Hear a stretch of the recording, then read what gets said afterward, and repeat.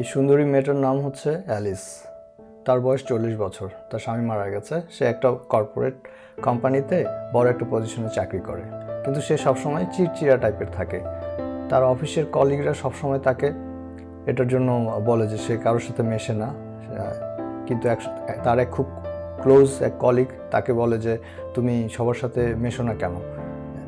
কিন্তু অ্যালিস সবসময় একটু চিড়চিড়া টাইপের থাকে। তার বস একদিন তাকে ডেকে বলে যে তোমাকে এভাবে তুমি চললে আর তুমি অফিসে চাকরি করতে পারবে না, কারণ তুমি সবার সাথে মেশো না ভালো মতো।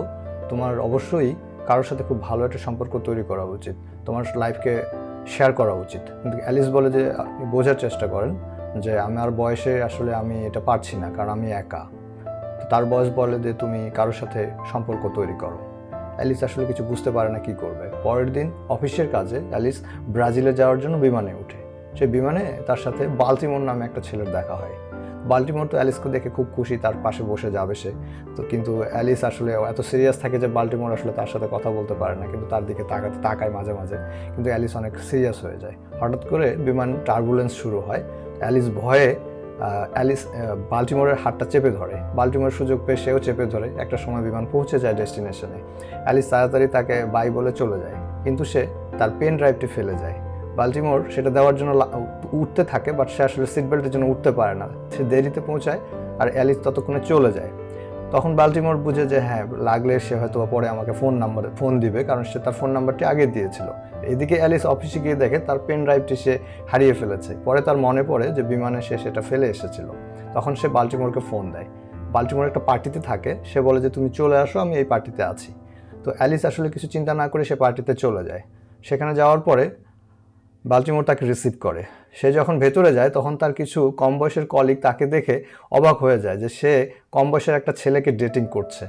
তো তারা তার চুপে চুপে তার ছবি তুলতে থাকে। এদিকে অ্যালিস বাল্টিমোরকে বলে যে আমার পেন ড্রাইভটি কোথায়। বাল্টিমোর বলে টেনশন নেওয়ার কোনো কারণ নেই, সেটা আছে, আসো এদিকে। তারা ড্রিঙ্কস করে। আবার অ্যালিস খুব সিরিয়াসভাবে তাকে বলে আমার পেন ড্রাইভটি কোথায়।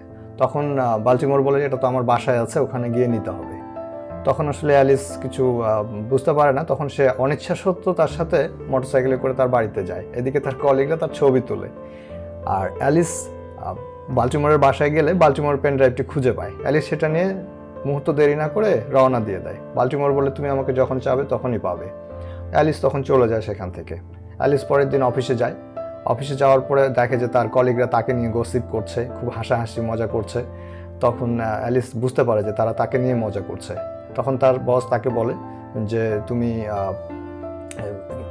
করো, তুমি তার সাথে সম্পর্ক তৈরি করো। এবং তার খুব ক্লোজ এক কলিগ তাকে বলে যে তুমি বাল্টিমোরের সাথে সম্পর্ক তৈরি করো।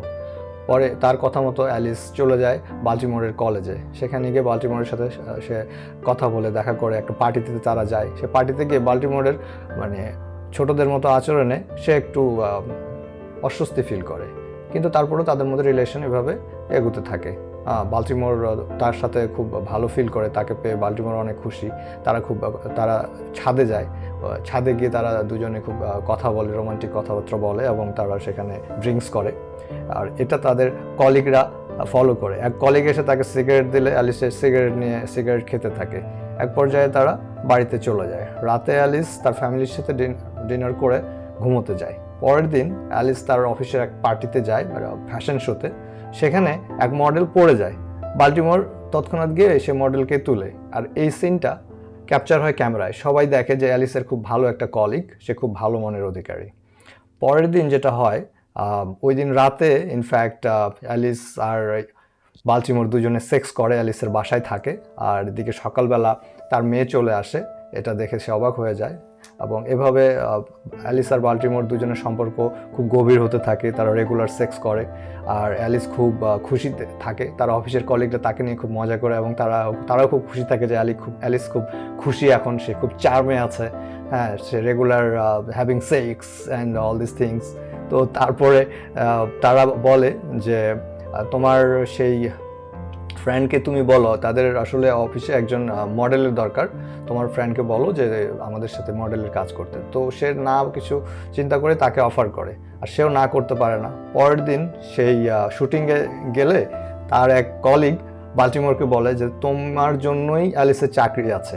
এটা শুনে বাল্টিমোর খুব কষ্ট পায়। সে মনে করে যে অ্যালিস তাকে ব্যবহার করছে। সো তখন সে অ্যালিসের সাথে সম্পর্ক নষ্ট করে চলে যেতে চায়। সবাই অবাক হয়ে যায় এবং অ্যালিসের সাথে বাল্টিমোরে একটু কথা কাটাকাটি হয়। অ্যালিস তাকে বোঝানোর চেষ্টা করে যে তার মনের মধ্যে সে শুধু আছে, তার মধ্যে কোনো রকম অন্য কোনো ইন্টেনশন নেই।